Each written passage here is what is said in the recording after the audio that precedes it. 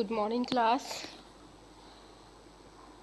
As you all know that we have completed our 2 chapter of geography. So today we are going to start the new chapter and the new book, history book.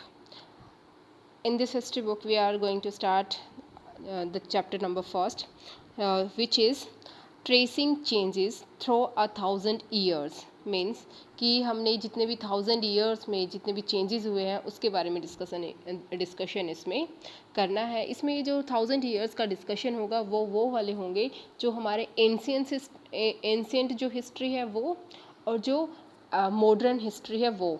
उन दोनों के बीच में जो time gap था जिसको हम medial history बोला जाता है उसके बारे में हम डिस्कस करेंगे.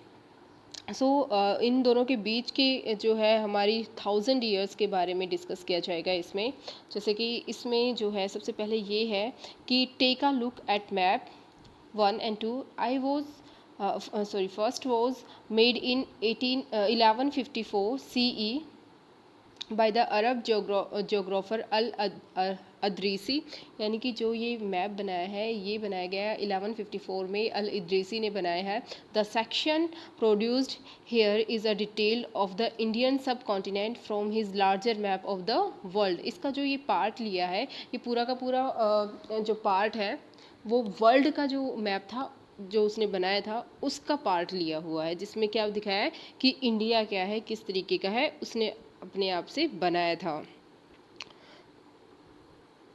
The section reproduced hair is a detailed of the Indian सब कॉन्टिनेंट. इसमें जो है इंडिया का जो सब कॉन्टिनेंट है, सब कॉन्टिनेंट क्या है, जो इंडिया के आसपास के जितने भी कंट्रीज़ हैं जो कि हिमालय के द्वारा सेपरेटेड है. तो इंडिया एक कंटिनेंट की तरह है, लेकिन वो पूरा कंटिनेंट नहीं है, वो एक छोटा सा कंटिनेंट की तरह शो होता है. उसको हम सब कॉन्टिनेंट बोलते हैं. जो हमारा इंडियन सब कॉन्टिनेंट है उसमें जो हमारे कंट्रीज़ आते हैं वो आ गया हमारा पाकिस्तान आ गया, नेपाल, भूटान और श्रीलंका, बांग्लादेश, ये सारे के सारे कंट्रीज़ इसमें इंक्लूडेड हैं. ये जो मैप है ये 1154 CE में बना हुआ है, और जो अरब का एक जियोग्राफर था जिसका नाम अल-अदरीसी था उसने बनाया था. The Indian map number 2 was made in 1720 a French cartographer. The two maps are quite different even though they are of the same area. इसमें एक दूसरा भी मैप दिया हुआ है जिसमें कि हम देखते हैं वो फ्रेंच एक कार्टोग्राफर ने बनाया है. कार्टोग्राफर होते हैं जो कि मैप वगैरह बनाते हैं, ठीक है. वो 1720 में बनाया था. तो उन दोनों में काफ़ी सारे चेंजेस हैं. The two maps have quite difference. तो उसमें क्या है जिसमें कि एक ही एरिया है बट उसको डिफरेंट आउटलुक हमें दिखाई दे रहा है.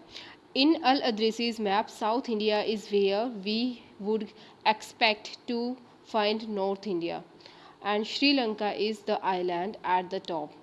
Place names are marked in Arabic. अब इसमें ये दिखाया गया है कि जो ये वाला पार्ट है अल-अदरीसी ने श्रीलंका को दिखाया हुआ है ये, और जो ये हमारा जैसे नॉर्थ डायरेक्शन में दिखाया गया है. और दूसरी भी चीज़ें बहुत ऊपर नीचे इसने दिखाई हुई है.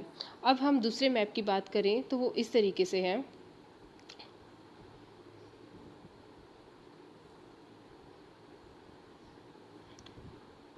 उसमें जो दूसरे मैप है हम उसमें डिस्कस करेंगे. वो यहाँ पे हम देखते हैं जो दूसरा मैप जो फ्रेंच कार्टोग्राफर ने बनाया है 1720 में. वो इस तरीके का मैप है. इसमें हम देखते हैं कि ये मैप ऑलमोस्ट इस तरीके का है जो कि आज के टाइम पे हमारा दिखाई देता है. जैसे कि इसमें श्रीलंका को भी इस तरीके से दिखाया है, यहाँ पे तमिलनाडु जैसा हमारा दिखाई देता है. और ये जिस तरीके का इसमें थोड़ा सा यहाँ पे अगर हम गुजरात का एरिया देखें तो उतना अच्छे से क्लियर नहीं दिखाया गया है. But as compare to this map we can see there are a lot of differences between these two maps. इसमें देखते हैं कि इन दोनों में बहुत सारे चेंजेस हैं. और ये चेंजेस क्या है कि उस टाइम पे पहले जो अल-इदरीसी ने जो ये मैप बनाया था, अल-इदरीसी ने जो मैप बनाया था वो ये है, और जो फ्रेंच कार्टोग्राफर के द्वारा जो बनाया गया है वो ये वाला मैप है. इनमें काफ़ी चेंजेस है। लेकिन ये चेंजेस एक तो टाइम के अकॉर्डिंग है, दूसरा क्योंकि उस टाइम पे पहले इतनी ज़्यादा नॉलेज नहीं थी, लेकिन बाद में जब दूसरी चीज़ें आई, कुछ टेक्नोलॉजी डेवलप हुई, और जिस तरीके से भी उन्होंने वहाँ का एक घूमे, ऑब्ज़र्व किया, सो उस ऑब्जर्वेशन के थ्रू उन्होंने इस सारे मैप को बनाया था। सो काफ़ी चेंजेस उसमें थे। अब नेक्स्ट है कि what are we going to study in this chapter. अब मेन चीज़ ये है कि एक तो चीज़ यही है कि हम सबसे पहले तो मैप में ही देखते हैं कि कितने सारे चेंजेस हैं हमारे। सो इस इन 1000 ईयर्स के बीच में हम इन सारे चेंजेस के बारे में डिस्कस करेंगे। सो इसके अलावा और क्या क्या चीज़ें हैं जो इस चैप्टर में डिस्कस करेंगे। न्यू एंड ओल्ड टर्मिनोलॉजीज, यानी कि जितने भी टर्म्स हैं, बहुत सारे वर्ड्स होते हैं, पहले वो वर्ड्स किस तरीके से यूज़ करते थे, आज के टाइम पे उनका मीनिंग क्या है। यानी कि कोई भी वर्ड जो होता है उसका पहले का मीनिंग और आज का मीनिंग वो दोनों डिफरेंट हो सकते हैं, एक ही मीनिंग हो ये ज़रूरी नहीं होता है। फिर है हिस्टोरियंस एंड देयर सोर्सेज, यानी कि जो हिस्टोरियंस हैं उन्होंने जो भी चीज़ें बनाई हैं या फिर जो जो चीज़ें उन्होंने फाउंड की है या फिर हिस्ट्री उन्होंने किसी चीज़ से रिलेटेड लिखी है, तो व्हाट वर देयर रिसोर्सेज, उन्होंने क्या किस चीज़ को बेस करके लिखा है, ठीक है, और कहाँ से उन चीज़ों ने, how they founded those all things. Okay.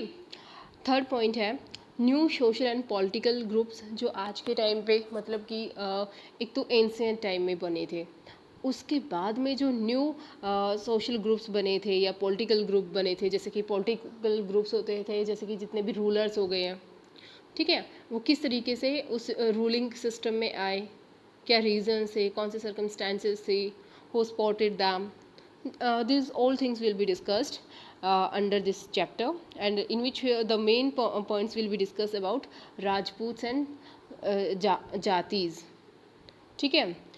उसके बाद है रिलीजन एंड एम्पायर, रिलीजन्स के बारे में डिस्कस होगा कि कौन कौन से रिलीजन्स उस इन 1000 ईयर्स के ड्यूरिंग थे, कौन से एम्पायर्स थे, जैसे कि इसमें मेनली जो डिस्कशन होगा वो दिल्ली सल्तनत के ऊपर होगा। Old and new religions, old और न्यू रिलीजन्स पहले सबसे पहले जो एंशिएंट टाइम के थे और जो मेडिवल टाइम में जो न्यू रिलीजन आए वो कौन से थे, क्या उसका बेस था उनके डेवलप होने का। Thinking about time and historical period, और इसमें हम टाइम के बारे में भी डिस्कस करेंगे और कौन सा हिस्टोरिकल पीरियड कैसे था, किस तरीके का, उसके बारे में सारा का सारा डिस्कस करेंगे। So next is new and old terminologies. इसमें देखो हमने जो आज के टाइम पे इंडिया है वो इस तरीके का इंडिया है, और जिसमें हमने उसमें बात की थी जो अल अदरीसी ने बनाया था वो अल अदरीसी का है। उसके बाद एक फ्रेंच कार्टोग्राफर है वो इस जो 1720 में बना था वो ये मैप है। लेकिन जो आज के टाइम पे एक्चुअल इंडिया का जो मैप है वो ये है। ये सब जो चेंजेस है वो इसलिए है, एक तो उनके पास इतनी टेक्नोलॉजी नहीं थी, इतना ज़्यादा ऑब्जर्वेशन नहीं था उस वजह से, और ये भी रीज़न हो सकता है कि जैसे अल अदरीसी ने जो श्रीलंका है उसको नॉर्थ साइड में दिखाया है, वो हो सकता है कि वो जब इंडिया में आया या जिस भी तरीके से उसने इंडिया को ऑब्जर्व किया वो उसकी डायरेक्शन दूसरी रही हो, और जो बाद में जो फ्रेंच कार्टोग्राफर था उसने दूसरी तरफ से ऑब्जर्व किया हो, तो उन सारी चीज़ों की वजह से चेंजेस है। और आज के टाइम पे इतनी सारी टेक्नोलॉजीज डेवलप हो गई है जिनके थ्रू हम इंडिया को ईजिली ऑब्जर्व कर सकते हैं, उसकी मैपिंग कर सकते हैं। सो जो मेन इंडिया है वो इस तरीके का है। अब है languages and meaning can also change. अब हमने डिस्कस करना था कि जो वर्ड होता है उसके मीनिंग जो होते हैं, वर्ड का meaning time to time different होता रहता है। इसमें जैसे medieval Persian and modern Persian are different vocabulary